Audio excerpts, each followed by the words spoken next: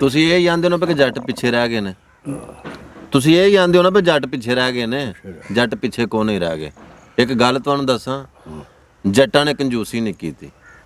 ਜੱਟਾਂ ਦੀ ਜੇਬ ਨੂੰ ਮੋਰੀਆਂ, ਇਹਨਾਂ ਦੇ ਵਿੱਚ ਪੈਸਾ ਟਿਕਦਾ ਕੋਈ ਨਹੀਂ, ਇਹਨਾਂ ਕੋਲ ਮਾਲ ਰੁਕਦਾ ਕੋਈ ਨਹੀਂ।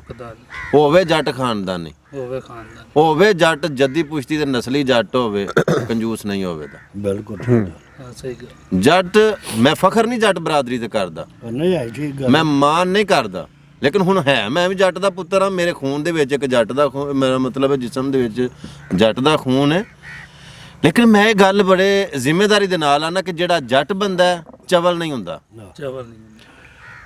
ਜੱਟਾਂ ਦੇ ਵਿੱਚ ਜਿਹੜਾ ਚਵਲ ਨਜ਼ਰ ਆਵੇ ਨਾ, ਸਮਝੋ ਉੱਥੇ ਦੜਾ ਵੱਜੇ ਆ, ਉਹ ਜੱਟ ਹੀ ਨਹੀਂ ਹੁੰਦਾ। ਮੈਂ ਨਾ ਰਲਾ ਵੱਜ ਗਿਆ ਉੱਥੇ, ਕਿਤੇ ਨਾ ਕੋਈ ਕੰਮ ਖਰਾਬ ਹੋ ਗਿਆ ਤਾਂ ਉਹ ਚਵਲ ਹਰਕਤਾਂ ਪਿਆ ਕਰਦਾ।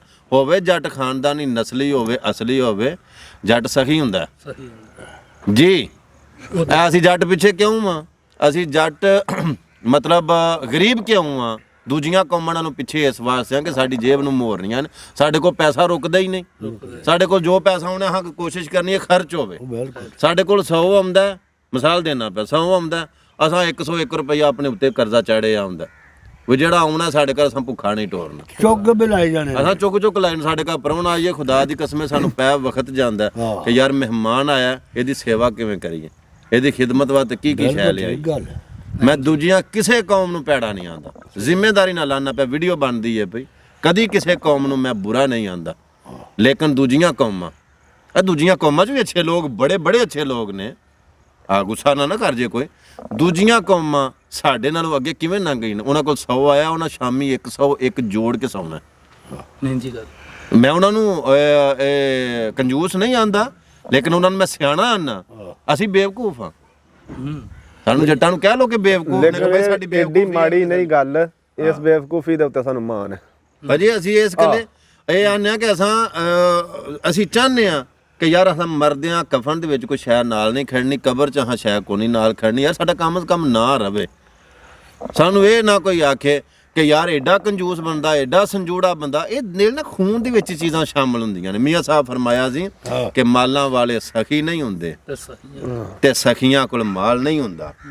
ਇੱਥੇ ਉੱਥੇ ਦੋਈ ਜਹਾਨੀ, ਸਖੀ ਕੰਗਾਲ ਨਹੀਂ ਹੁੰਦਾ।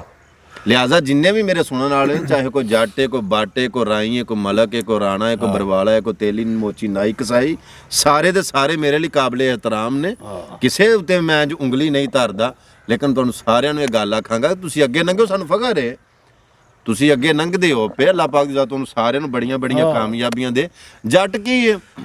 ਕੋਈ ਬੰਦਾ ਗੱਲ ਕਰਦਾ ਨਾ, ਜੱਟ ਨੂੰ ਕੋਈ ਬੰਦਾ ਗੱਲ ਕਰਦਾ ਤੇ ਉਹਦੀ ਗੱਲ ਦਾ ਅੱਗੋਂ ਜਵਾਬ ਦੇਣਾ ਮੁਨਾਸਬ ਸਮਝਦਾ ਕਿ ਮੈਂ ਇਹਦੀ ਗੱਲ ਨੂੰ ਪਰਤਾਵਾਂ। ਸਿਰ ਨਹੀਂ ਸੁੱਟਣਾ ਉਹਦੇ ਅੱਗੇ, ਮਤਲਬ ਕਿ ਇੰਜ ਨਿਊ ਕੇ ਨਹੀਂ ਰਹਿਣਾ। ਜੱਟ ਦੇ ਖੂਨ ਦੇ ਵਿੱਚ ਸ਼ਾਮਲ ਹੈ ਕਿ ਉਹਨੇ ਸਿਰ ਸੁੱਟ ਕੇ ਨਹੀਂ ਰਹਿਣਾ। ਉਹ ਕੋਈ ਇੱਕ ਗੱਲ ਕਰੇਗਾ, ਉਸ ਗੱਲ ਦਾ ਜਵਾਬ ਦੇਗਾ। ਉਹ ਸਮਝੇਗਾ ਕਿ ਮੈਂ ਇੱਥੇ ਗੱਲ ਕਰਕੇ ਤੇ ਹੁਣ ਗੱਲ ਦੇ ਉਤੋਂ ਉਖੜਨਾ ਨਹੀਂ। ਗੱਲ ਕਰਕੇ ਗੱਲ ਤੂੰ ਨਸ ਜਾਵੇ, ਉਹ ਜੱਟ ਨਹੀਂ। ਜੱਟ ਗੱਲ ਕਰਕੇ ਪਹਿਰਾ ਦੇ ਜਾਏਗਾ, ਭਾਵੇਂ ਜਾਨ ਦੇ ਛੜੇ, ਮਰ ਜਾਏਗਾ, ਲੇਕਿਨ ਗੱਲ ਕਰਕੇ ਹਿੱਲੇਗਾ ਨਹੀਂ। ਲੇਕਿਨ ਜਿਹੜਾ ਗੱਲ ਕਰਕੇ ਹਿੱਲ ਜਾਏ, ਉਹਨੂੰ ਜੱਟ ਨਾ ਸਮਝੋ। ਉਹ ਅਖਵਾਵੇ ਵੀ ਜੱਟ, ਸਮਝੋ ਰਲਾ ਵੱਜੇ।